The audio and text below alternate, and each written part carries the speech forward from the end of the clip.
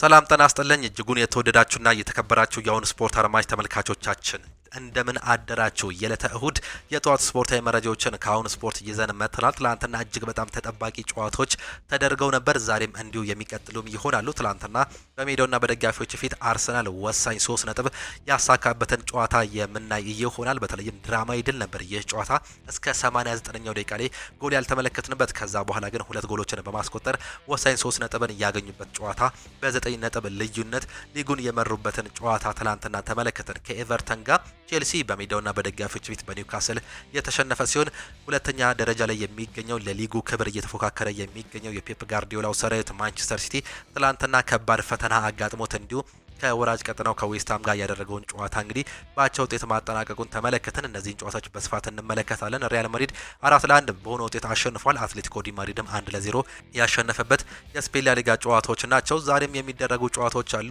በአውሮፓ ቻምፒየንስ ሊግ ውስጥ ለመካተት የሚደረገውን ጥረት ዛሬ በአስቶን ቪላና በማንቸስተር ዩናይትድ በኩል በማንቸስተር ከተማ በኦልትራፎርድ የሚደረገው ጨዋታ ይጠበቃል።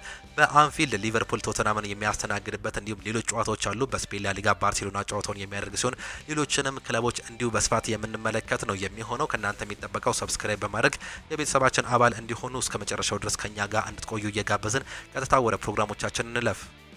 ትላንትና በእንግሊዝ ፕሪሚየር ሊግ እንዲሁም በሌሎች ሊጎች በርካታ ጨዋታዎች ተደርገዋል። የ30ኛ ሳምንት የእንግሊዝ ፕሪሚየር ሊግን ጨምሮ በርካታ ጨዋታዎች የተደረጉ ሲሆን ትላንት የተደረጉ ጨዋታዎችን እንዲሁ ለማስታወስ ያክል እንግዲህ ውጤቶችን ለመመልከት በእንግሊዝ ፕሪሚየር ሊግ 5 ያክል ጨዋታዎች ተደርገው ነበር። አመሻሽ 12 ሰዓት የጀመረው እስከ ምሽት 1 ሰዓት በርካታ ጨዋታዎች ተደርገው ነበር። ሰንደርላንድ ከብራይተን ኤንድ ሆቭ አልቢዮን ጋር የተደረገው ተጠባቂ ጨዋታም ነበር። ብራይተን ኤንድ ሆቭ አልቢዮን በያንኩባ ሚንቴ እጅግ በጣም አስገራሚ ጎል 1-0 ማሸነፍም ችሏል። 58ኛው ደቂቃ ላይ ነው የቺን ጎል ማግኘትም የቻሉት። ሰንደርላንድ ትላንትና በሜዳቸውና በደጋፊዎች ፊት ሌላኛውን ሽንፈትም አስተናግደዋል። ያንኩባ ሚንቴ እጅግ በጣም አስገራሚ ጎል ማስቆጠርም ችሏል። በተለይም ከኮርና አካባቢ ነው እንግዲህ ኳስ በመምታት ማስቆጠርም የቻለው በርካቶቹ ያደነቁለት ጎል ሆኖም እንዲሁ ተጠናቋል። በትላንትናው ጨዋታ መሸነፉን ተከትሎ ሰንደርላንድ እንግዲህ አጀማመሩ ጥሩ ቢሆንም በአሁኑ ሰዓት ላይ 13ኛ ደረጃ ላይ ተቀምጧል። ካለፉት 5 ጨዋታዎች 1 ጨዋታ ብቻ ነው ማሸነፍ የቻለው። ብራይተን ኤንድ ሆቭ አልቢዮን በተቃራኒው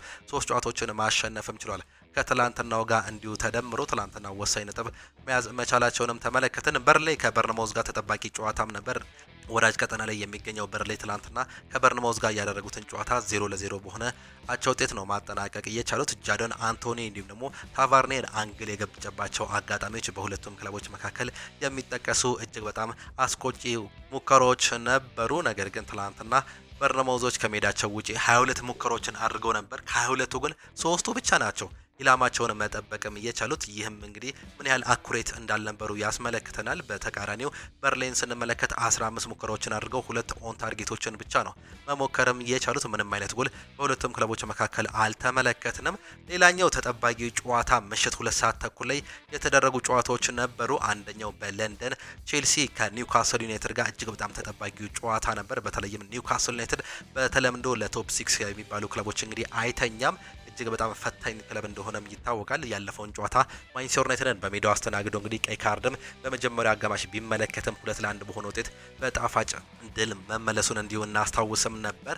ይህም ጨዋታ ምናልባትም ለቼልሲ ከባድ ፈተና ይሆናል ተብሎ ተጠብቆም ነበር። ትላንትና ኒውካስል ዩናይትድ ከሜዳቸው ውጪ ቼልሲ ሜዳ ድረስ ሄደው ስታንፎርድ ብሪጅ ሜዳ ድረስ ሄደው በአንቶኒ ጎርደን ብቸኛ ጎል 1-0 በሆነ ውጤት ነው ማሸነፍም የቻሉት። ጆ ዊሎክ አሲስት ያደረገውን ኳስ እንግዲህ አንቶኒ ጎርደን በማስቆጠር ብቸኛዋን 3 ነጥብን ያገኙበትን ውጤት ይዘው መውጣትም ችሏል። ትላንትና በሜዳቸውና በደጋፊዎቹ ፊት ብዙ ሙከራዎችን ለማድረግ ጥረት ሲያደርጉ በቼልሲ በኩል ተመልክተናል። 67% እንዲሁ ኳስ ቁጥጥር ነበራቸው። 22 ሙከራዎችን አድርገዋል። ይህም እንግዲህ የሚገርመው 22 ሙከራዎችን አድርገው 3ቱ ብቻ ነበሩ ኢላማቸውን መጠበቅም የቻሉት። ቼልሲዎች ምን ያህል እንግዲህ አኪሬት ለመሆን እንደከበዳቸው በጨዋታ ላይ ያመላከተንም ነበር። ኒውካስል ዩናይትዶች ትላንትና ከሜዳቸው ውጪ እንግዲህ አግሬሲቭነታቸው እንዲሁም ደግሞ ሙሉ ሜዳ የሚያካልሉበት እጅግ በጣም ጥሩ ጨዋታ እንደነበር ነው የተመለከት ነው። ትላንትና ከሜዳቸው ውጪ ያሸነፉት እንዲሁም ደግሞ ድል እያደረጉት እንደ ቲም የሆነ ሲሆን በመልሶ ማጥቃት የሚያደርጓቸውን እድሎች ብዙ ሙከራዎችን አድርገው ነበር። 7 ሙከራዎችን ያደረጉ ሲሆን 5ቱ ግን ኢላማቸውን እየጠበቁ ነበሩ። ምን ያህል አኩሬት እንደነበሩ በኒውካስል ዩናይትድ በኩል እንዲሁ ተመልክተንም ነበር። ትላንትና ሪስ ጀምስ እንዲሁም ደግሞ ጆ ዊሎክ አንግል የገጨባቸው አጋጣሚዎች እጅግ በጣም አስቆጪ እንደነበሩ በጨዋታው ላይ ተመልክተናል። በ77ኛው ደቂቃ ላይ አሲስት ያደርገው ጆ ዊሎክ በጉዳት ምክንያት ተቀይሮ የወጣ ሌላኛው ተጫዋች መሆኑን ነው መመልከትም የቻለው። በተለይም ለቶፕ ፎሩ እየተጫወተ የሚገኘው ቼልሲ ትላንትና ነጥብ መጣሉን ተከትሎ እንግዲህ ወደ ታች የሚወርድበት እድል ሰፍቷል። ሊቨርፑል የዛሬውን ጨዋታ የሚያሸንፍ ከሆነ ወደ 5ኛ ደረጃነት ከፍ ማለት ይችላል። በዚህም ቼልሲ 6ኛ ደረጃነት የመቀመጥ እድልም አለው። ይህም እንግዲህ ለቶፕ ፎር የሚደረገው ጥረትን ምናልባትም ቼልሲ ይህንን እድል አለመጠቀሙ እንግዲህ ወደ ቶፕ ፎር የሚያደርገውን ጥረት ራሱ ላይ እያከበደ እንደሆነም ተመልክተናል። ኒውካስል ዩናይትድ እዛው 9ኛ ደረጃ ላይ ቢቀመጥም እንግዲህ አለው እያለም ነው የሚገኘው 42 ነጥብና 0 ጎሎችን በመያዝ እንግዲህ 9ኛ ደረጃ ላይ ቢቀመጥም አሁንም ቶፕ 6 ውስጥ ለማጠናቀቅ ከፍተኛ እድልም አለው። ከቶፕ 4 ያለው የነጥብ ልዩነት እንግዲህ 9 ነጥብ ብቻ ነው፣ 3 ጨዋታዎች ማለት ነው። ይህም ምናልባትም እስከ ቶፕ 6 የማጠናቀቅ እድሉን እንዲሁም በአውሮፓ ውድድሮች ላይ ለመግባት የሚያደርገውን ጥረት በተከታታይ አሁን እንዲሁ ሊያጓጓ እንደሚችልም ውጤታቸው ያመላክተናል። ቼልሲ ትላንትና ያልተጠበቀ ሽንፈት በሜዳቸው ማስተናገዳቸውን ተከትሎ እንግዲህ ተከታታይ ሽንፈታቸውን አስተናግዷል። በተለይም ያለፈውን የሳምንቱ አጋማሽ በፓሪስ ሰን ዠርሜን 5-2 ያልተጠበቀ ሽንፈት ማስተናገዳቸው ይህ መደገሙ ለሚቀጥለው ጨዋታ ምናልባትም ከባድ እያደርግባቸው ይሆን በርካቶቹ የሚያነሱትም እንዲሁ ጉዳይ ነው። ሌላኛው ተጠባቂው ጨዋታ የነበረው በሌላኛው የለንደን ከተማ አርሰናል ከኤቨርተን ጋር ያደረጉት ጨዋታ ነበር። እጅግ በጣም ድራማዊ ጨዋታ ማለት እንችላለን። ይህንን ጨዋታ አርሰናሎች ከኤቨርተን ጋር ያደረጉትን ጨዋታ በተለይም ከጨዋታው በፊት እንግዲህ ከባድ ጨዋታ እንደመሆኑ መጠን ይህ ጨዋታ በኤቨርተን አሸናፊነት ወይም ደግሞ በአቻ የሚጠናቀቅ ከሆነ አርሰናል የራሱን እድል እንግዲህ የሚወስንበትን እጣ ፈንታ ለማንቸስተር ሲቲ የመስጠት እድልም ነበረው። ይህም እንግዲህ አስጨናቂ ጨዋታ እንዲሆንም ያደርገውም ነበር። ይህ ጨዋታ በተለይም በአሰላለፍ ረገድ አንዳንድ ለውጦችን በአርሰናል በኩል ተመልክተንም ነበር። ባለሜዳው አርሰናል ዴቪድ ራያን እንደለመደው በበረኝነት ቦታ ላይ ይዞ የገባ ሲሆን ዊሊያም ሳሊባ፣ ጋብሪኤል ማጋሌዝን ወይም ደግሞ ሪካርዶ ካላፊዮሪና ጁሊያን ቲምበርን በመከላከል ቦታ ይዞ መግባትም ችሏል። ሁለቱን ፒቮት ዲክላን ራይስና ማርቲን ዙቤሜንዲ የሚመሩት ሲሆን ኖኒ ማዱኬ፣ ኤቤሬቺ ኤዜና ቡካዮ ሳካ ፊት ላይ የተቀመጡ ተጫዋቾች ነበሩ። ካይ ሃቨርትስ የአጥቂውን ስፍራ ይዞ መግባትም ችሎ ነበር። በተለይም ቪክተር ዮኮሬሽን በማሳረፍ እንግዲህ ካይ ሃቨርትስን ትላንትና በአሰላለፍ ውስጥ ማስገባትም ቻሉ። ኖኒ ማዱኬ ደግሞ በጋብሪኤል ማርቲኔሊ ቦታ እንግዲህ የተሰለፈ ተጫዋችም ነበር። ይህም እንግዲህ አንዳንድ ለውጦችን ተመልክተንም ነበር በአሰልጣኝ ሚኬል አርቴታ ስር። ነገር ግን ገና በ38ኛው ደቂቃ ላይ ጁሊያን ቲምበር ባስተናገደው ጉዳት ምክንያት በክርስቲያን ሞስኬራ ተቀይረው መውጣትም ቻለ። የመጀመሪያው አጋማሽ አንዳንድ ሙከራዎችን በሁለቱም ቲሞች መካከል ተመልክተንም ነበር። የጨዋታ የበላይነት በባለሜዳው አርሰናል የተጠናቀቀ ሲሆን ብዙ ሙከራዎችንም አድርገው ነበር። በመጀመሪያው አጋማሽ 15 የሚጠጉ ሙከራዎችን አድርጓል። ነገር ግን ምንም አይነት ጎል ማግኘት አልቻሉም። 2 ኦን ታርጌቶችን ብቻ ነው መሞከር እየቻሉት። በተቃራኒው ኤቨርተኖች በመልሶ ማጥቃት እንዲሁም በመከላከል እየተሻሉ ነበሩ። በተለይም በሎ ብሎክ ትላንትና ሙሉ ጨዋታውን ማጠናቀቅ ችሏል ማለት ይቻላል። በመጀመሪያው አጋማሽ ወደ 5 የሚጠጉ ሙከራዎችን እያደረጉ ሲሆን 2ቱ ኦን ታርጌት እንደነበሩም ተመልክተናል። የመጀመሪያው አጋማሽ በሁለቱም ክለቦች መካከል ተመጣጣኝ ጨዋታ ተመልክተንም ነበር። ነገር ግን በሁለተኛው አጋማሽ ላይ አንዳንድ ለውጦችን ለማድረግ ሲሞክሩም ተመለከተን። በተለይም በአርሰናል በኩል ቪክተር ዮኮሬሽን በማስገባት ካይ ሃቨርትስን ቀይረው አስወጡት። ጋብሪኤል ማርቲኔሊ በመግባት ደግሞ ኖኒ ማዱኬን እንዲሁ በ61ኛው ደቂቃ ላይ ሁለቱን ተጫዋቾች እንግዲህ በመቀየር ጎሎችን ለማግኘት ሙከራም ሲያደርጉም ነበር። ጭንቀት ይስተዋልባቸው ነበር በአሰልጣኝ ሚኬል አርቴታ ስር። በተለይም ደቂቃዎች በነጎዱ ሰዓት ጭንቀታቸው እየበዛ መጥቶም ነበር። ነገር ግን በ74ኛው ደቂቃ ላይ ሌሎች ቅያሬዎችንም አንድ አስመለከቱን። ሪካርዶ ካላፊዮሪን በማስወጣት ፔሮ ሂንካፔን እሱን ተክቶ መግባት ቻለ።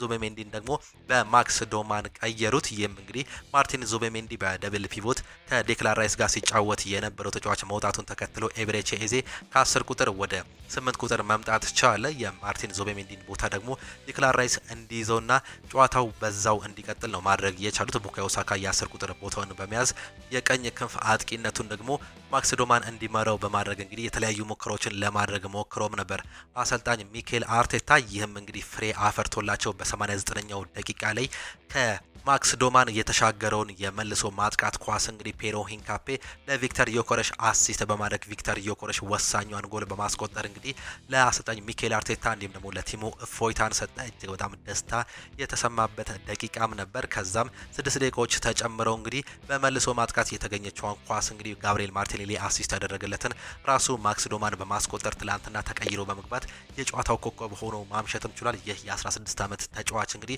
ትላንትና አርሰናልን ተሸክሞ ተጠቅመውት ወጥቷል ማለት እንችላለን። ብዙ ሙከራዎችን በአሰልጣኝ ሚኬል አርቴታ እንዲሁ ተደርጎም ነበር። በቲማቸው በተጫዋቾቻቸው ብዙ ሙከራዎችን ቢያደርጉም በመልሶ ማጥቃት ኤቨርተኖች ያገኟቸው የ50ኛው ደቂቃ እድል እጅግ በጣም አስገራሚ ነበር። ነገር ግን ሪካርዶ ካላፊዮሪ ያወጣበት መንገድ እጅግ በጣም አስገራሚ ነበር። ከዛም በመልሶ ማጥቃት አንዳንድ እድሎችን ለመፍጠር ይሞክሩ እንጂ ኤቨርተኖች በሎ ብሎክ ነበር ጨዋታውን ማጠናቀቅ የቻሉት። በጣም በመከላከል እስከ 88ኛው ደቂቃ ላይ ቢሄዱም አንድ ስህተት በመስራታቸው ምክንያት በተለይም እቺ ስህተት የተገኘችው አርሰናሎች ኤቨርተኖችን እንዲሁ በፕሬሲንግ ጋብዟቸው ነበር። ፕሬስ በሚያደርጉበት ሰዓት ላይ ነው እንግዲህ ክፍተቱን በመጠቀም በመልሶ ማጥቃት እንዲሁ ይች ጎል እየተገኘችው። ይችም እንግዲህ የአርሰናል ምን ያህል ጠቃሚ ጎል እንደነበረች ተመለከተን። ቪክተር ዮኮረሽ ያስቆጠራት ኳል ከዛ በኋላ በ97ኛው ደቂቃ ላይ ደግሞ ያረጋገጡበትን ጎል ማክስ ዶማን ማስቆጠርም ችሏል። ይህም እንግዲህ ትላንትና ማሸነፋቸውን ተከትሎ አርሰናሎች በአሁኑ ሰዓት ላይ ያላቸውን የነጥብ እድል እንግዲህ ከፍ ማድረግም ችሏል። በአሁኑ ሰዓት ላይ 70 ነጥቦችን እንዲሁም ደግሞ 39 ጎሎችን በማስቆጠር አሁንም እየመሩ ነው የሚገኙት። ወሳኛን ድል ትላንትና በሜዳቸውና በደጋፊዎች ፊት እንዲሁ ማስቆጠርም መያዝም ችለዋል። ሌላኛው እጅግ ተጠባቂ ጨዋታ የነበረው ምሽት 5 ሰዓት ላይ የተካሄደው ጨዋታ ነበር። ላለመውረድ የሚጫወተው ዌስትሃም ዩናይትድ ትላንትና እንግዲህ ማንቸስተር ሲቲን አስተናግዶ እንደነበር ነው የተመለከትነው። ይህ ጨዋታ በበርካቶቹ ይጠበቅ ነበር። በተለይም አርሰናል ማሸነፉን ተከትሎ የነጥብ ልዩነቱ ይሰፋል ወይስ ደግሞ ማንቸስተር ሲቲ እንዲሁ እግር በእግር ይከተላል የሚሉት እንዲሁ አሳሳቢ ጉዳዮች ነበር። ዌስትሃም በዚህ ዓመት ላለመውረድ በአሰልጣኝ ኑኖ ስፕሪንቶ ሳንቶ እየተመራ እንግዲህ የመጨረሻ ጨዋታዎችን የማሸነፍ ግዴታ ውስጥም ገብቷል። ይህም እንግዲህ ምናልባትም ለፔፕ ጋርዲዮላው ሰራዊት ማንቸስተር ሲቲ ፈታኝ እንደሚሆን ነበር ቅድሚያ ግምት እየተሰጠው። በተለይም የማንቸስተር ሲቲ አሰልጣኝ ፔፕ ጋርዲዮላ በቅጣት ምክንያት ቲሙን መምራት አለመቻላቸው ሌላኛው ጉዳት ሆኖ እንደሚነሳ ተገልጾም ነበር። ይህ ጨዋታ እንግዲህ ምሽት 5 ሰዓት ላይ የጀመረ ሲሆን በአቻ ውጤት ተጠናቋል። አንዳቻ በሆነ ውጤት ነው ዌስትሃም ከማንቸስተር ሲቲ የተጠናቀቀው። በ31ኛው ደቂቃ ላይ ከኦማር ማርሙሽ የተሻገረለትን ኳስ በርናንዶ ሲልቫ ቢያስቆጠርም በ35ኛው ደቂቃ ላይ ከ4 ደቂቃዎች በኋላ የጨዋታው ኮከብ ተብሎ የተመረጠው ማብራፖኖስ ጎሉን የግንባር ኳስ በማስቆጠር እንግዲህ አቻ ማድረግም ቻለ። ከዛ በኋላ ብዙ ሙከራዎችን ሞክረው ነበር ማንቸስተር ሲቲዎች። ነገር ግን በኑኖ ስፕሪንቶ ሳንቶ የሚመራው ዌስትሃም ዩናይትድ በሎ ብሎክ እጅግ በጣም በሚገርም ሁኔታ ተከላክሎ አንዳቻ በሆነ ውጤት ጨዋታውን ማጠናቀቅ ችሏል። ብዙ ሙከራዎችን ማንቸስተር ሲቲዎች መሞከር ችለው ነበር። ብዙ ሙከራዎችን እንዲሁም ደግሞ ብዙ ለውጦችን ለማድረግ ሲሞክሩም ተመልክተናል በተለይም በሁለተኛው አጋማሽ። ነገር ግን የዌስትሃም ዩናይትድ የመከላከል አጥር እንዲሁም ግንቡ ሊሰበር አልቻለም። ከበረኛው ጨምሮ እንግዲህ በመከላከል ላይ እጅግ በጣም የተሻሉ እንደነበሩ በጨዋታው ላይ ተመልክተናል። ማንቸስተር ሲቲዎች 72% ኳሱን መቆጣጠር ችለውም ነበር። 28% ብቻ ነው ዌስትሃም ዩናይትድ መያዝ እየቻለው። በሁለተኛው አጋማሽ እስከ 80% ድረስ ነበር እንግዲህ ማንቸስተር ሲቲዎች ኳሱን መቆጣጠር እየቻሉት። ብዙ ሙከራዎችን ለማድረግ ሙከራም አድርገዋል። 24 ሙከራዎችን ነው ትላንትና ማዝነብ እየቻሉት። ነገር ግን 6 ኳሶችን ብቻ እንዲሁ ኦን ታርጌት መሞከራቸውንም ተመለከተን። ዌስትሃም ዩናይትዶች አንድ ሙከራ ነው እንግዲህ የሞከሩት። አንድ ሙከራ ሞከሩ፣ አንድ ኦን ታርጌት ሆነ፣ እሱም ወደ ጎልነት ተቀየረ። ይህም እጅግ በጣም የሚያስገርም ሁኔታ ነው። ትላንትና ማንቸስተር ሲቲዎች በጣም ፈታኝ ጨዋታ እንዳጋጠማቸው ከሜዳቸው ውጪ ተመልክተናል። በአሰላለፍ ደረጃ እንግዲህ አንዳንድ ለውጦችን ለማድረግ ሞክረው ነበር። በተለይም በሻምፒየንስ ሊጉ መሸነፋቸውን ተከትሎ አንዳንድ ለውጦችን በማድረግ እንዲሁም ደግሞ አንዳንድ ተጫዋቾችን እረፍት በመስጠት እንግዲህ ለማክሰኞው የኢታድ ጨዋታ ሪያል ማድሪድን ለሚያሸንፉበት ተጫዋቾችን ለመቆጠብ ሲሞክሩም ተመልክተንም ነበር። በረኛው ጃንሉጂ ዶናሩማ የበረኝነት ቦታውን የያዘ ተጫዋች ነበር። ሪያን አይቶኖሪ፣ ማርኮ ጉይ፣ አብዱልካድር ኩሳኖቭ እንዲሁም ደግሞ ማቲያስ ኑኔዝ በመከላከል ቦታ ላይ የተሰለፉ ተጫዋቾች ናቸው። ሮድሪ ዲፌንሲቭ ሚድፊልደሩን የያዘ ሲሆን ኒኮ ኦሬሊ፣ አንቷን ሴሜኖ፣ በርናንዶ ሲልቫ የአማካይ ቦታውን ይዘዋል። ኤርሊንግ ብሮት ሃላንድ እና ኦማር ማርሙሽ በአጥቂ ቦታ ላይ የተሰለፉ ተጫዋቾች ነበሩ። በተለይም 4-4-2 ለመጫወት ሲሞክሩ ተመልክተንም ነበር። 4-1-4-1 እንዲሁ ለመጫወት ሲሞክሩ ተመልክተነው ነበር።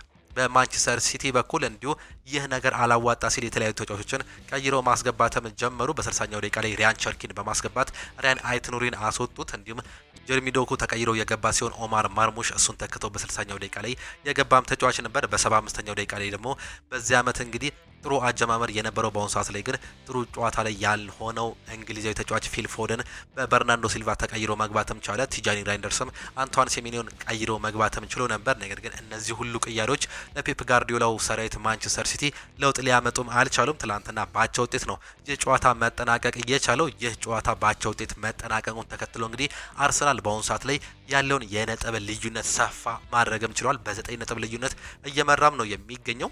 አርሰናል በ70 ነጥብና በ39 ንጉስ ጎል አንደኛ ደረጃ ላይ የተቀመጠ ሲሆን ማንቸስተር ሲቲ ተከታታይ ሁለት ጨዋታዎችን በአቻ ውጤት ማጠናቀቅ ችሏል። የመጀመሪያውን ከኖቲንጋም ፎረስት ጋር የነበረውን ጨዋታ ሁለት አቻ ማጠናቀቁ እናስታውሳለን። በትላንትናው ዕለት ደግሞ ከዌስትሃም ጋር የነበረውን ሌላኛው ላለመውረድ ከሚጫወተው ክለብ ጋር እንዲሁ አንድ አቻ መውጣት መቻሉን ነው የተመለከትነው። በዚህም የተነሳ በሁለት ጨዋታዎች 4 ነጥቦችን ጥሎ በአሁኑ ሰዓት ላይ ያላቸውን የነጥብ ልዩነት ወደ 9 ከፍ ማድረጋቸው ነው የተመለከትነው። በእርግጥ አንድ ጨዋታ ይቀራቸዋል። ነገር ግን ይህም ጨዋታ ቢቀራቸው ይህን ጨዋታ ቢያሸንፉ ራሱ ወደ 64 ነጥብ ነው ከፍ ማለትም የሚችሉት። ይህም የ6 ነጥብ ልዩነት ነው የሚኖረው። ይህም እንግዲህ አርሰናል በራሱ የመወሰን እድሉን በአሁኑ ሰዓት ላይ እጅግ በጣም እያሰፋም ይገኛል። ትላንትና በ9 ነጥብ ልዩነት መሆኑን ተከትሎ እንግዲህ አሰልጣኝ ፔፕ ጋርዲዮላ ሌላ ጭንቀት ውስጥ እንደገቡ ነው እየተመለከተን የምንገኘው። አውሮፓ ቻምፒየንስ ሊጉ 3-0 በሆነ ውጤት በሪያል ማድሪድ በበርናቦ ተሸንፈዋል። ይህም የመልስ ጨዋታ ምናልባትም እንግዲህ ይህን ጨዋታ ይቀለብቱታል ወይስ ደግሞ እንዲሁ በሽንፈት እንግዲህ ይሰናበታሉ በርካቶቹ ይጠብቁታል። በእርግጥ ሪያል ማድሪድ ይህን ጨዋታ ይሸነፋል ተብሎ አይጠበቅም። ይህም ፈተና ነው። ማንቸስተር ሲቲዎች በዚህ ዓመት የእንግሊዝ ፕሪሚየር ሊግ ዋንጫውን ለማንሳትም ከባድ እየሆነባቸው ይገኛል። በእርግጥ ለ4 ዋንጫ ነው አሁን እየተጫወቱ የሚገኙት። ነገር ግን ሁለቱ ከባድ እየሆነ ይገኛል። በተለይም የአውሮፓ ቻምፒየንስ ሊጉና የእንግሊዝ ፕሪሚየር ሊጉ ለማንቸስተር ሲቲ ፈተና እየሆነ እንደሚገኝ ነው በትላንትናው ጨዋታ ላይ ያስመለከተን። ትላንት አቻ መውጣታቸውን ተከትሎ በ9 ነጥብ ልዩነት ከአርሰናል ጋር እንዲሁ ዝቅ ማለት እንችሏል። ተጫዋቾቹ ብዙ ሙከራዎችን ሲያደርጉ የተመለከተን ሲሆን ጨዋታው ሲጠናቀቅ ግን ምን ያህል ተስፋቸው እንደጨለመ እንግዲህ ከተጫዋቾቹ እንዲሁ ፊት ላይ ማንበብም ችለን ነበር። ሌላኛው በስፔን ላ ሊጋ የተደረጉ ጨዋታዎች ነበሩ። ዢሮና አትሌቲኮ ቢልባውን አስተናግዶ 3-0 ያሸነፈበት ጨዋታም ነበር። አትሌቲኮ ዲ ማድሪድም እንዲሁም ሄታፌን አስተናግዶ 1-0 በሆነ ውጤት አሸንፏል። ብቸኛውን ጎል እንግዲህ ሞሊና ነበር ማስቆጠርም የቻለው። ትላንትና ወሳኝ ነጥብ ነው ማግኘትም የቻሉት። ሪያል ኦቪዶም ቫሌንሺያን 1-0 ያሸነፈ ሲሆን ምሽት 5 ሰዓት ላይ ተጠባቂው ጨዋታ ሪያል ማድሪድ ከኤልቼ ጋር ያደረጉት ጨዋታ ነበር። በተለይም ተከታታይ ሁለት የስፔን ላሊጋ ጨዋታዎችን መሸነፋቸውን ተከትሎ ሪያል ማድሪዶች ይህን ጨዋታ የማሸነፍ ግዴታ ውስጥ ገብተው ነበር። የአውሮፓ ቻምፒየንስ ሊግ ማሸነፋቸው ደግሞ እጅግ በጣም መነሳሳት ፈጥሮላቸው ነበር። ትላንትና በአንቶኒ ሮዲገር፣ ፌዴ ቫልቬርዴ፣ ዲን ሁይሰን እንዲሁም ደግሞ አርዳ ጉለር ጎሎች 4-1 በሆነ ውጤት ማሸነፍም ችሏል። ማኑኤል አንገል ብቸኛውን ጎል ራሱ ጎል ላይ በማስቆጠር እንግዲህ ሪያል ማድሪድ 4-1 በሆነ ውጤት ማሸነፍም ችሏል። ትላንትና በጨዋታ በኩል ኤልቼዎች የተሻሉ ነበሩ ኳስ በመቆጣጠር ደረጃ። ነገር ግን ሪያል ማድሪዶች በመልሶ ማጥቃት ኳሶቹን በመያዝ እንዲሁም ደግሞ ጎል በማስቆጠር እጅግ በጣም እየተሻሉ እንደነበር ነው መመልከትም እየቻለው። ትላንትና ሪያል ማድሪዶች እንግዲህ አንዳንድ ተጫዋቾችን እረፍት ሰጥተው ነው መግባትም እየቻሉት። አንዳንድ ተጫዋቾች እንግዲህ ለሚቀጥለው ጨዋታ እንዲሁ እረፍት እንዲያገኙ ተቀይረው መውጣታቸውንም ተመልክተንም ነበር። ይህም ሪያል ማድሪዶች በአውሮፓ ቻምፒየንስ ሊጉ ያላቸውን እንዲሁ ለማስቀጠል የሚያደርጉትን ጥረት ትላንትና በሁለቱም በኩል ተሳክቶላቸዋል። በሜዳቸው 4-1 ማሸነፋቸውን ተከትሎ ከባርሳ ጋር ያላቸውን የነጥብ ልዩነት ዝቅ ማድረግም ችሏል። ሪያል ማድሪድ ዛሬ ባርሳ እስኪጫወት ድረስ እንግዲህ ያላቸው የነጥብ ልዩነት ዝቅ ያለ ሲሆን ባርሴሎና ዛሬ በሜዳውና በደጋፊዎች ፊት አመሻሽ 12 ሰዓት ከሩብ ላይ የሚያደርገው ጨዋታ ይጠበቃል። በጣሊያን ሴሪኤ ኢንተር ሚላን መሪው ኢንተር ሚላን አቻ መውጣትም ችሏል። በሜዳውና በደጋፊዎች ፊት በሳንሲሮ ጁሴፔ ሜዛ ነበር ይህን ጨዋታ ያደረገው።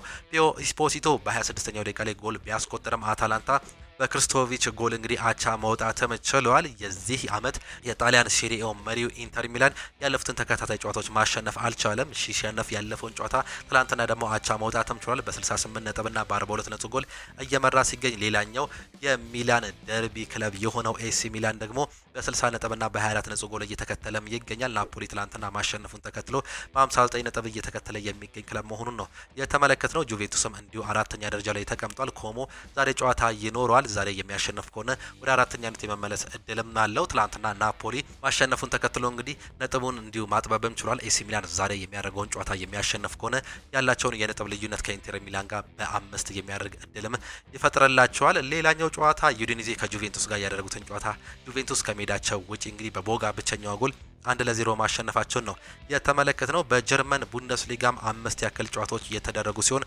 ሆፈኔም ከወልፍስበርግ ጋር ያደረጉትን ጨዋታ አንዳቻ አጠናቋል። ቦሩሲያ ዶርትመንድ ኦግስበርግን አስተናግዶ 2-0 በሜዳውና በደጋፊዎች ፊት ማሸነፍም ችሏል። ካሪም አዲያሜ እንዲሁም ደግሞ ሬጋኒ ጎሎችን ያስቆጠሩ ተጫዋቾችም ነበሩ። ባየር ሊቨርኩሰን ከባየር ሙኒክ ጋር ተጠባቂው ጨዋታ ነበር። ይህ ጨዋታ በአንዳቸው ውጤት ነው መጠናቀቅ እየቻለው። ባየር ሙኒክ ከሜዳቸው ውጪ 2 ቀይ ካርዶችን ተመልክተው 1 ነጥብን ይዘው መመለስም ችሏል።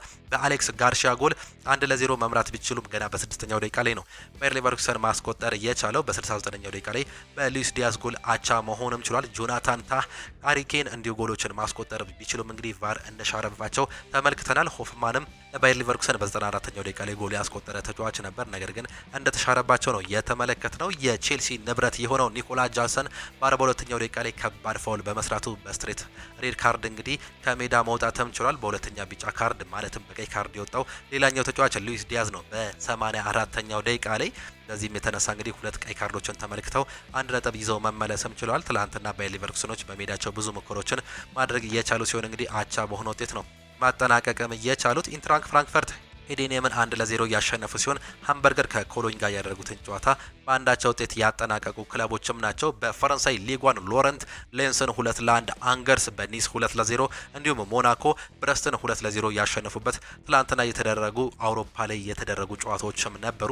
የእንግሊዝ ፕሪሚየር ሊግ እንዲሁም ደግሞ የሌሎች ሊጎች ጨዋታዎች ዛሬም ቀጥለው የሚካሄዱ ይሆናሉ። በእንግሊዝ ፕሪሚየር ሊግ ዛሬ 4 ያክል ጨዋታዎች የሚደረጉ ሲሆን 3 ጨዋታዎች 11 ሰዓት ላይ ይጀምራሉ። እንዲሁም ተጠባቂው ጨዋታ ምሽት 1 ሰዓት ተኩል ላይ እንደሚደረግ መርሃ ግብራቸው ያሳየናል። 11 ሰዓት ላይ የሚጀምሩ ጨዋታዎችን ስንመለከት እንግዲህ ኖቲንጋም ፎረስት ከፉላም ጋር የሚያደርጉት ተጠባቂ ጨዋታ አለ። ኖቲንጋም ፎረስት በዚህ ዓመት እንግዲህ ተከታታይ የተለያዩ ሰዎችን በማባረር እንግዲህ ይታወቃል። በተለይም 3 አሰልጣኞችን በመቀያየር እስካሁን ግን ከወራጅ ቀጠናው እንዲሁ ሊርቅ አልቻለም። በዚህ ዓመት በእንግሊዝ ፕሪሚየር ሊግ ለመቆየት የሚያደርገውን ጥረት እንግዲህ ከፍ ለማድረግ ዛሬ በሚዲያውና በደጋፊዎች ፊት በሲቲ ግራውንድ የሚያደርጉት ተጠባቂ ጨዋታ አለ። በተለይም አምና ይህ ክለብ እንግዲህ ለአውሮፓ ቻምፒየንስ ሊግ የሚፎካከር ክለብ ነበር። በዚህ ዓመት ግን ላለመውረድ ነው ቦታውን ለማስጠበቅ እንዲሁ እየታገለም የሚገኘው። በተለይም አሰልጣኝ ኑኖ ስፕሪንቶ ሳንቶ ከተባረሩ በኋላ ይህ ቲም ከባድ ፈተና ገጥሞታል። በተለይም አሰልጣኝ አንጌ ፖስት ኮግሉን ከቀጠሩ በኋላ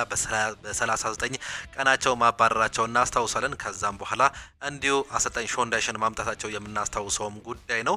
አሁን ደግሞ ስፖርቲንግ ዳይሬክተራቸውን ሊያባሩ እንደሆነ መረጃዎች እየሰማን እንገኛለን። ኖቲንጋም ፎረስት ከፉላም ጋር የሚያደርጉት የዛሬ ተጠባቂ ጨዋታ አለ። እነዚህ ሁለቱ ክለቦች እንግዲህ የመጨረሻ 5 የእርስ በርስ ግንኙነታቸውን ስንመለከት 5ቱንም ፉላም ማሸነፍም ችሏል። 48 ጊዜ ፉላም ኖቲንጋም ፎረስትን ያሸነፈ ሲሆን 32 ጊዜ ደግሞ እንዲሁ ኖቲንጋም ፎረስት ማሸነፍ መቻሉን ተመለከተን። 25 ጊዜ ባቻ ውጤት ነው የተለያዩት። የመጨረሻ የእንግሊዝ ፕሪሚየር ሊግ 5 ጨዋታዎችን ስንመለከት ኖቲንጋም ፎረስት ካለፉት 5 ጨዋታዎች 2ቱን አቻ የወጣ ሲሆን በ3ቱ እንዲሁ ሽንፈት አስተናግዷል። ፉላምን ስንመለከት በ3ቱ ሽንፈት በሁለቱ ደግሞ ድል እንዳስመዘገበ ነው መረጃዎች የሚያሳዩት። በጉዳት ምክንያት በፉላም በኩል ኬቨን ሳንቶስ ብቻ ነው በጉዳት የማይገኘው። በኖቲንጋም ፎረስት በኩል እንደ ጆን ክሪስውድ፣ ስቴቨን ኦርቴጋ፣ ጋሪ ኩኛ እንዲሁም ደግሞ ዊል ቦሊ የመሳሰሉ ተጫዋቾች እንግዲህ በጉዳቱ ምክንያት እንደማይገኙ ተመለከተን። ሃሪ ዊልሰን በፉላም ቤት በዚህ ዓመት ድንቅ አቋሙን እያሳየ ሲሆን 9 ጎልና 6 አሲስት አስመዝግበዋል። ራውል ሄሚኔዝ 8 ጎልና 3 አሲስት ያስመዘገበም ተጫዋች ነው። አሌክስ ኢዮቢ 4 ጎልና 3 አሲስት ማስመዝገቡን ተመለከተን። ሞርጋን ጊብስ ዋይት በኖቲንጋም ፎረስት ቤት እንግዲህ 8 ጎልና 2 አሲስት አስመዝግበዋል። ሁድሰን ኦዶይ 3 ጎልና 2 አሲስት በማስመዝገብ እንዲሁ የሚጠቀሱ ተጫዋቾችም ናቸው። ሌላኛው ጨዋታ እንግዲህ ማንቸስተር ዩናይትድ ከአስቶን ቪላ በኦልድ ትራፎርድ ስቴዲየም በማንቸስተር ከተማ የሚደረገው ተጠባቂ ጨዋታ አለ። እነዚህ ሁለቱ ክለቦች የአውሮፓ ቻምፒየንስ ሊግ ቦታን ለመያዝ ከሚያደርጉት ፉክክር ተጨማሪ እንግዲህ የዛሬው የዚህ ሜዳ ጨዋታ በርካቶቹም ይጠብቁታል። ማንቸስተር ዩናይትድ 3ኛ እንዲሁም ደግሞ አስቶን ቪላ 4ኛ ደረጃነት ይዘው ነበር እንግዲህ ይህን ጨዋታ የሚጀምሩት። ይህም የ30ኛ ሳምንት የእንግሊዝ ፕሪሚየር ሊግ ተጠባቂ ጨዋታም ያደርገዋል። አስቶን ቪላ ካለፉት 5 ጨዋታዎች 1 ጨዋታ ብቻ ነው ያሸነፈው፣ በሁለቱ አቻ፣ በሁለቱ ደግሞ ሽንፈት ማስተናገዱን ተመልክተናል። ማንቸስተር ዩናይትድ ካለፉት 5 ጨዋታዎች በ3ቱ ድል ያደረገ ሲሆን በአንዱ አቻ፣ በአንዱ ደግሞ ሽንፈት ማስተናገዱን እንዲሁ ተመልክተናል። በተለይም የመጨረሻውን ጨዋታ ከኒውካስል ዩናይትድ ጋር ባደረጉት ጨዋታ የሴንት ጄምስ ፓርክ ስቴዲየም ጨዋታ በቀይ ካርድ ቢወጣላቸውም እንግዲህ እድሉን አለመጠቀማቸው የምናስታውሰውም ጉዳይ ነው። ዛሬ እነዚህ ሁለቱ ክለቦች የሚያደርጉት ተጠባቂ ጨዋታ ይጠበቃል። በተለይም አሰልጣኝ ማይክል ካሪክ በሜዳቸው፣ አሰልጣኝ ኡናይ ኤምሬ ደግሞ ይህንን ከሜዳቸው ውጪ የሚያደርጉትን ጨዋታ ወደ ድል ለመመለስ የሚያደርጉትን ጥረት በጨዋታው ላይ ልንመለከት እንችላለን። በታሪክ በተገናኙበት ጊዜ ማንቸስተር ዩናይትድ 104 ጊዜ ያሸነፈ ሲሆን 43 ጊዜ አቻ ወጥተዋል። 52ቱን ጊዜ ደግሞ አስቶን ቪላ ማሸነፉን ነው የተመለከት ነው። የመጨረሻ የእርስ በርስ ግንኙነታቸውን ስንመለከት ማንቸስተር ዩናይትድ 3ቱን ያሸነፈ ሲሆን አስቶን ቪላ አንዱን ደግሞ በአቻ ውጤት ነው ማጠናቀቅ የቻሉት። በዚህ ዓመት በቪላ ፓርክ በተደረገ ጨዋታ ማንቸስተር ዩናይትድ 2-1 በሆነ ውጤት ተሸንፎ ነበር። በርካቶቻችን እንደምናስታውሰው ማንቸስተር ዩናይትድ ሞርጋን ሮጀርስ በ45ኛው ደቂቃ ላይ ባስቆጠረው ጎል 1-0 ሲመራ ቆይቶ ማቲያስ ኩኛ 48ኛው ደቂቃ ላይ ጎል በማስቆጠሩ ምክንያት አቻ ሆነው ነበር። እንዲሁ ራሱ ሞርጋን ሮጀርስ እጅግ በጣም ማራኪ ጎል በማስቆጠር ሁለት ማራኪ ጎሎችን በማስቆጠር ማንቸስተር ዩናይትድን ማሸነፋቸው የሚታወሰም ጉዳይ ነው። ዛሬ በማንቸስተር ከተማ በኦልድ ትራፎርድ ስቴዲየም የሚደረገው ጨዋታ እጅግ በጣም ይጠበቃል። በማንቸስተር ዩናይትድ በኩል ፓትሪክ ዶርጉ፣ ማቲያስ ደሊት፣ ሊሳንድሮ ማርቲኔዝ እንዲሁም ደግሞ ኒሴር ማዝራይ በጉዳት አይገኙም። በእርግጥ ኒሴር ማዝራይ ልምምድ እንደሰራና ለዛሬው ጨዋታ ብቁ እንደሆነ አሰልጣኙ እየገለጹ ይገኛሉ። የሌሎቹ የሶስቱ ተጫዋቾች ጉዳይ ግን እስካሁን እልባት እንዳላገኘ ነው መረጃዎች የሚያሳዩት። ፓትሪክ ዶርጉ ወደ ልምምድ ተመልሷል፣ ነገር ግን ለዛሬ ጨዋታ ብቁ እንዳልሆነ ነው የተገለጸው። ሜሰን ማውንት ወደ ሜዳ መመለሱ በዛሬው ጨዋታ ላይ ምናልባትም ትንሽ ደቂቃዎችን ሊጫወት የሚችልበት እድል እንዳለ መረጃዎች እየተገለጸ ይገኛል። በአስቶን ቪላ በኩል ማቲካሽ ካማራ እንዲሁም ደግሞ ዮሃን ቴሌማንስ በጉዳት ምክንያት የማይገኙ ተጫዋቾችም ናቸው። በማንቸስተር ዩናይትድ በዚህ ዓመት ድንቅ አቋሙን እያሳየ የሚገኘው ብሩኖ ፈርናንዴዝ 14 አሲስት እና 7 ጎሎችን በአጠቃላይ 21 የጎል ተሳትፎ እንግዲህ በ29 ጨዋታዎች በማድረግ እንግዲህ በዚህ ዓመት በማንቸስተር ዩናይትድ የሚጠቀስ ተጫዋች ነው። በአሲስት ረገድ እንዲሁ የእንግሊዝ ፕሪሚየር ሊግን እየመራ የሚገኝ ተጫዋች መሆኑን እናውቃለን። ብራያን ምቤሞ 9 ጎልና 3 አሲስት፣ ቤንጃሚን ሴስኮ 8 ጎልና 1 አሲስት፣ ማቲያስ ኩኛ ደግሞ 6 ጎልና 2 አሲስት ማስመዝገባቸውንም ተመልክተናል። ሞርጋን ሮጀርስ በአስቶን ቪላ በኩል 8 ጎልና 5 አሲስት ያስመዘገበ ተጫዋች ሲሆን ኦሊ ዋትኪንስ 8 ጎልና 1 አሲስት እንዲሁም ደግሞ ኤሚሊያኖ ቤንዲያ 5 ጎልና 2 አሲስት ያስመዘገቡ የአስቶን ቪላ ተጫዋቾች ናቸው። ይህ ጨዋታ እንግዲህ 11 ሰዓት ላይ የሚጀምር ሲሆን በርካቶቹ ይጠብቁታል። እጅግ በጣም ተጠባቂ ጨዋታ ነው። በተለይም አውሮፓ ቻምፒየንስ ሊግ ቦታን ለማግኘት ከሚፎካከሩ ክለቦች መካከል ሁለቱ መሆናቸውን ተመልክተናል። ያለፉትን ተከታታይ ጨዋታዎች እንግዲህ እንዲሁም ቀጣይ ጨዋታዎችን ለማሸነፍ ማንቸስተር ዩናይትድ እንዲሁም አስቶን ቪላ ይህንን የጨዋታ መርሃ ግብር እንግዲህ ለማሸነፍ ግዴታ ውስጥ ይገባሉ። ማንቸስተር ዩናይትድ 3ኛ ደረጃ ላይ ይገኛል። አስቶን ቪላ 4ኛ፣ ቼልሲ፣ ሊቨርፑል እንዲሁም ደግሞ ሌሎች ክለቦች እንግዲህ ቶፕ 4 ውስጥ ለማጠናቀቅ የሚያደርጉትን ጥረት በአሁኑ ሰዓት ላይ እየተመለከትን ነው የምንገኘው። የጨዋታ 11 ሰዓት ላይ በኦልድ ትራፎርድ ይጀምራል። እንድትመለከቱትም ጋበዘን። ሌላኛው ክሪስታል ፓላስ ከሊድስ ዩናይትድ ጋር የሚያደርጉት ተጠባቂ ጨዋታ ነው። ይህም ጨዋታ በተመሳሳይ 11 ሰዓት ላይ ይጀምራል። በሴልሃርስት ፓርክ ስቴዲየም ነው ይህ ጨዋታ የሚደረገው። ያለፉትን ተከታታይ ጨዋታዎች እንግዲህ በማሸነፍ በጥሩ ለውጥ ላይ የነበረው ሊድስ ዩናይትድ ነገር ግን ያለፉትን 2 ጨዋታዎች ሽንፈት አስተናግዷል። በማንቸስተር ሲቲ እንዲሁም ደግሞ በሰንደርላንድ በሜዳው ያስተናገደው ሽንፈት እንግዲህ ያልተጠበቁ ነበሩ። ሊድስ ዩናይትድ በወራጅ ቀጠና ውስጥ ቢኖርም በአሁኑ ሰዓት ላይ ከወራጅ ቀጠና መውጣቱን ተመልክተናል። በተለይም በአሰልጣኝ ዳንኤል ፈርከ እየተመሩ እንግዲህ ጥሩ ለውጦችን ማሳየትም ችለውም ነበር። ነገር ግን ተከታታይ 2 ሽንፈት ማስተናገዳቸውን ተከትሎ አሁን አሳሳቢ ደረጃ ላይ ይገኛሉ። 15ኛ ደረጃ ላይ ነው የተቀመጡት። በእርግጥ ከክሪስታል ፓላስ ጋር ያላቸው የነጥብ ልዩነት 7 ይሁን እንጂ የደረጃ ሰንጠረዣቸው ግን ተከታታይ ነው። 14ኛና 15ኛ ደረጃ ላይ ነው የተቀመጡት። በዚህ ዓመት ከ15ኛ እስከ 19ኛ ደረጃነት ያሉት ክለቦች እንግዲህ ላለመውረድ የሚያደርጉትን ጥረት አሁንም እያስመለከቱን ይገኛሉ። ክሪስታል ፓላስ በሜዳውና በደጋፊዎች ፊት ነው ይህንን ጨዋታ የሚያደርገው። ያለፈውን ጨዋታ ከሜዳቸው ውጪ ቶተንሃም ሆትስፐርን ከመመራት ተነስተው 3-1 ማሸነፋቸውን እናስታውሳለን። ዛሬ በሜዳቸው የሚያደርጉት ጨዋታ ይጠበቃል። አሰልጣኝ ኦሊቨር ግላስነር በክረምት እንደሚለቁ ካረጋገጡ በኋላ ክሪስታል ፓላስ እንግዲህ ተከታታይ ጨዋታዎችን ሽንፈት አስተናግደው ነበር። በአሁኑ ሰዓት ላይ ግን ይህን ነገር በማስተካከል ካለፉት 5 ጨዋታዎች 3 ድል ማስመዝገብ ችሏል። በሁለቱ ሽንፈት ማስተናገዳቸውን ነው የተመለከት ነው። አንዱን በማንቸስተር ዩናይትድ አንዱን ደግሞ በበርንሌይ ነበር ሽንፈት እያስተናገዱት። በዛሬው ጨዋታ ላይ ከማይገኙ ተጫዋቾች መካከል ስንመለከት በክሪስታል ፓላስ በኩል ዳንኤል ሙኖዝ እንዲሁም ደግሞ ኤዲ ኒክታ በጉዳት ምክንያት አይገኙም። ኖህ ኦካፎር በሊድስ ዩናይትድ በኩል የማይገኝ ተጫዋች ነው። ይህ ካፒቴን እንግዲህ በሃምስትሪንግ ጉዳት ምክንያት በዛሬው ጨዋታ ላይ እንደማይገኝም ተገልጿል። ዣን ፊሊፔ ማቴታ 8 ጎሎችን አስቆጥሯል። ነገር ግን ተከታታይ ጨዋታዎችን በቅርቡ ጎል ላይ እንዲሁ መድረስም አልቻለም። ይህንን የጎል ድርቁን ዛሬ ያስታግስ ሲሆን እንዲሁ እንመለከታለን። ኢስማኤል አርሳር 7 ጎልና 1 አሲስት ያስመዘገበ ተጫዋች ሲሆን ዶሚኒክ ካልቨርት-ሎይን በሊድስ ዩናይትድ በኩል በዚህ ዓመት እንግዲህ ክስተት የሆነ ተጫዋች ነው። 10 ጎልና 1 አሲስት ያስመዘግበዋል።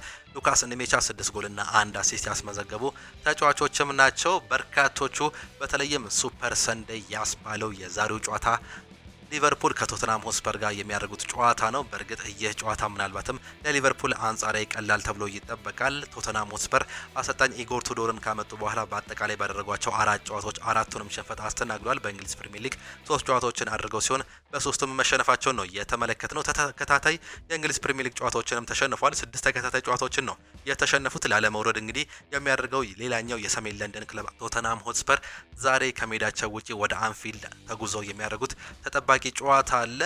ሊቨርፑል ደግሞ ይህንን ጨዋታ እንግዲህ አሸንፎ ቶፕ 4 ውስጥ ለመግባት የሚያደርገው ሌላኛው ጥረት ነው። በዚህ ዓመት ቶፕ 4 ውስጥ ለማጠናቀቅ ከሚደረገው ጥረቶች መካከል እንግዲህ የሊቨርፑልም ተጠባቂም ይሆናል። ይህ ጨዋታ ምሽት 1 ሰዓት ተኩል ላይ የሚጀምርም ነው የሚሆነው። በተለይም ሊቨርፑል ያለፈውን ጨዋታ ያልተጠበቀ ሽንፈት አስተናግዶም ነበር። 20ኛ ደረጃ ላይ ከሚገኘው ከወልቨርሃምፕተን ጋር ከሜዳቸው ውጪ 2-1 የተሸነፉበትን ጨዋታ እናስታውሳለን። እንዲሁም ደግሞ በሳምንቱ አጋማሽ እንደምናስታውሰው ከሜዳቸው ውጪ በጋላታሳራይ 1-0 ተሸንፈዋል። ይህንን ነገር እንግዲህ ለማካካስ ዛሬ በሜዳቸውና በደጋፊዎች ፊት ይህን ጨዋታ ለማሸነፍም ይገባሉ። እንዲሁም ቶፕ 4 ውስጥ ለማጠናቀቅ ከሚደረገው ትንቅንቅ ውስጥ አለን ለማለት ወሳኝ ጨዋታም ነው የሚሆንላቸው። በአሁኑ ሰዓት ላይ 48 ነጥብና 9 ንጹህ ጎል በመያዝ እንግዲህ 6ኛ ደረጃ ላይ የተቀመጡ ክለብ መሆናቸውን ነው የተመለከትነው። ይህን ጨዋታ የሚያሸንፉ ከሆነ የነጥብ ልዩነታቸውን ከፍ ማድረግም ይችላሉ። ከ48 ወደ 51 ከፍ ማለት ይችላሉ። ይህም እንግዲህ ከአስቶን ቪላና ከማንቸስተር ዩናይትድ ጋር እንዲሁ እኩል የመሆን እድል አላቸው። በእርግጥ ከዛ በፊት ነው ሁለቱም ጨዋታዎች የሚደረገው። ማንቸስተር ዩናይትድ ከአስቶን ቪላ የሚያደርጉት ጨዋታ 11 ሰዓት ላይ የሚጠበቅም ነው የሚሆነው። በዛሬው ጨዋታ ላይ አሊሰን፣ ኮነር ብራድሌ፣ አሌክሳንደር አይዛክ፣ ፍሮድኮ ኬዛ፣ ዋታሮ ኢንዶ እንዲሁም ደግሞ ጆቫኒ ሊዮኔ በጉዳት ምክንያት የማይገኙ ተጫዋቾች ናቸው። በቶተናም በኩል በርካታ ተጫዋቾች በጉዳት ምክንያት አይገኙም። በተለይም ወሳኝ ተጫዋቾች የሚባሉት እንደ ሚኪ ቫንድቤን ያለ ተጫዋች በቅጣት ምክንያት ነው የማይገኘው። ዣኦ ፓሊኒያ፣ ክሪስቲያን ሮሜሮ፣ ቤንታኩር፣ መሐመድ ቅዱስ፣ ዊልሰን ኦዶበርት፣ ሉካስ በርግቫል፣ ዲሴ ኦዶጊ፣ ኮነር ጋላገር፣ ቢሶማ፣ ቤን ዴቪስ፣ ጀምስ ማዲሰን እንዲሁም ደግሞ ሊያን ክሎዞቪስኪ በጉዳት ምክንያት የማይገኙ ተጫዋቾች ናቸው። ወደ 15 የሚጠጉ ተጫዋቾች እንግዲህ በጉዳት ምክንያት አይገኙም። ይህም ምን ያህል ቶተናም ሆትስፐርን በዚህ ዓመት እንዲሁ እንዳሳሳው ነው የተመለከትነው። በእርግጥ ከአምና ጀምሮ ቶተናም በጉዳት ምክንያት እየታመሰ የሚገኝም ክለብ ነው። በዚህ ዓመት ይህንን ሽፈት የሚያስተናግድ ከሆነ ምናልባትም ሌላ አጣብቂኝ ውስጥ ይገባል። ላለመውረድ ከሚደረገው ጥረቶች ውስጥ እንግዲህ ጫፍ ላይ ነው የሚቀመጠው። ቶተናም ሆትስፐር ያለፉትን ተከታታይ ጨዋታዎች እንደተሸነፈ እንዲሁ አስታውሰናቸዋል። በእርስ በርስ ግንኙነት በኩል ስንመለከት ሊቨርፑል 89 ጊዜ ያሸነፈ ሲሆን ቶተንሃም ሆትስፐር 50 ጊዜ ማሸነፍ ችሏል። 43ቱን ደግሞ በአቻ ውጤት ነው ማጠናቀቅም የቻሉት። ይህ ጨዋታ ምሽት 1 ሰዓት ተኩል ላይ የሚጀምር ሲሆን በዚህ ጨዋታ ላይ ሪቻርልሰን በቶተናም በኩል ይጠበቃል። 8 ጎልና 3 አሲስት አስመዝግቧል። መሐመድ ቅዱስ፣ ክርስቲያን ሮሜሮ እንዲሁም ደግሞ ሚኪ ቫንድቢን ናቸው እንግዲህ በኮከብ ጎል አግቢነት በቶተናም በኩል የሚጠቀሱት። እነዚህም ሶስቱም ተጫዋቾች በጉዳት ምክንያት በዛሬው ጨዋታ ላይ አይገኙም። መሐመድ ቅዱስ በርካታ ወራትን እንግዲህ አስተናግዷል በጉዳት ምክንያት ከሌለም ማለት ነው። ሁለቱ የተከላካይ ስፍራ ተጫዋቾች እንዲሁ በጉዳት ምክንያት አይገኙም። ይህም እንግዲህ ሙሉ ቲሙን እንግዲህ ምን ያህል እንዳሳሳው ነው እየተመለከተን የምንገኘው። አሰልጣኝ ኢጎር ቱዶር ግን በአሁኑ ሰዓት ላይ ማለቃቀስ አያስፈልግም፣ ስራችንን መስራት አለብን፣ እናሸንፋለን፣ ለማሸነፍ ነው የምንገባው ሲሉ መናገራችን ነው እየሰማንም የምንገኘው። በሊቨርፑል በኩል ሁጎ ኤኪቲኬ 11 ጎልና 4 አሲስት በማስመዝገብ ለዚህ ዓመት ድንቅ አቋምን በሊቨርፑል ቤት እንዲሁም ደግሞ ወሳኝ ተጫዋችነቱን እያስመሰከረ ይገኛል። መሐመድ ሳላ 6 አሲስት እና 5 ጎል ያስቆጠረ ሲሆን ኮዲ ጋክፖ 6 ጎልና 3 አሲስት፣ ዶሚኒክ ሶቦዝ ላይ ደግሞ 4 ጎልና 3 አሲስት ያስመዘገበ ተጫዋች ነው። ይህ ጨዋታ 1 ሰዓት ተኩል ይጀምራል።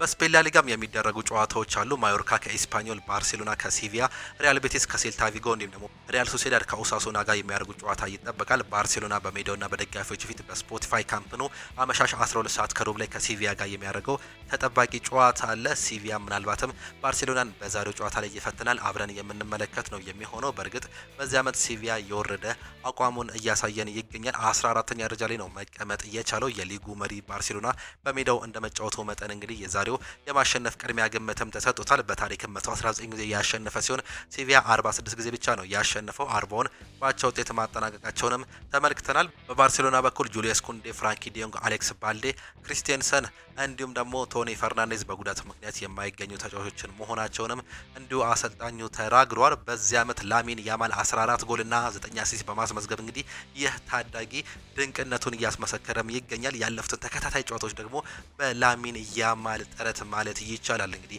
ባርሴሎናዎች እየተረፉም የሚገኙት ዛሬም የሚጠበቀው ተጫዋች ነው። ፌራን ቶሬስ 12 ጎልና 1 አሲስት፣ ሮበርት ሌቫንዶስኪ 11 ጎልና 1 አሲስት ያስመዘገቡ ተጫዋቾች ናቸው።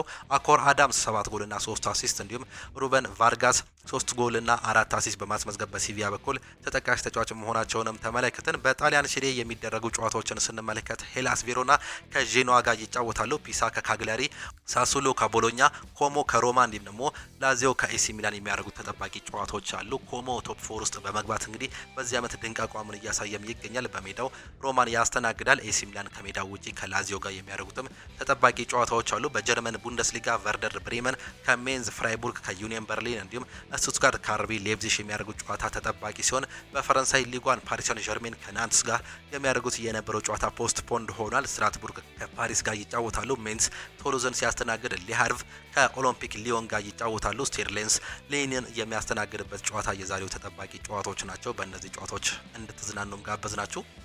እጅጉን የተወደዳችሁና የተከበራችሁ የአሁን ስፖርት አድማጭ ተመልካቾቻችን ለዛሬ የነበረን ስፖርታዊ መረጃዎቻችን ይህንን እየመስሉ ነበረ። ፕሮግራሞቻችንን እንዴት አያችኋቸው? ሀሳብ አስተያየታችሁን ኮመንት ቦክስ ላይ ልታጋሩን ትችላላችሁ። የዛሬ የአሁን ስፖርት የጠዋት ፕሮግራሞቻችን በዚሁ የሚጠናቀቁም ይሆናሉ። ዛሬ የሚጠበቁ ጨዋታዎች አሉ። ከነዚህም መካከል በእንግሊዝ ፕሪሚየር ሊግ ማንቸስተር ዩናይትድ ከአስቶን ቪላ 11 ሰዓት የሚደረገው ጨዋታ እንዲሁም ደግሞ ሊቨርፑል ከቶተናም ምሽት 1 ሰዓት ተኩል ላይ የሚደረጉ ጨዋታዎች ይጠበቃሉ። በስፔን ላሊጋ ባርሴሎና ሲቪያን የሚያስተናግድበት እንዲሁም ደግሞ በጣሊያን ሴሪኤ ኮሞ ከሮማ እንዲሁም ደግሞ ላዚዮ ከኤሲ ሚላን የሚያደርጉት ተጠባቂ ጨዋታዎች አሉ። እነዚህ ጨዋታዎች እንድታዩ እየጋበዘን የዛሬ ፕሮግራሞቻችንን እናጠናቀቃለን። ሰላም ሁኑ። ቻው ቻው።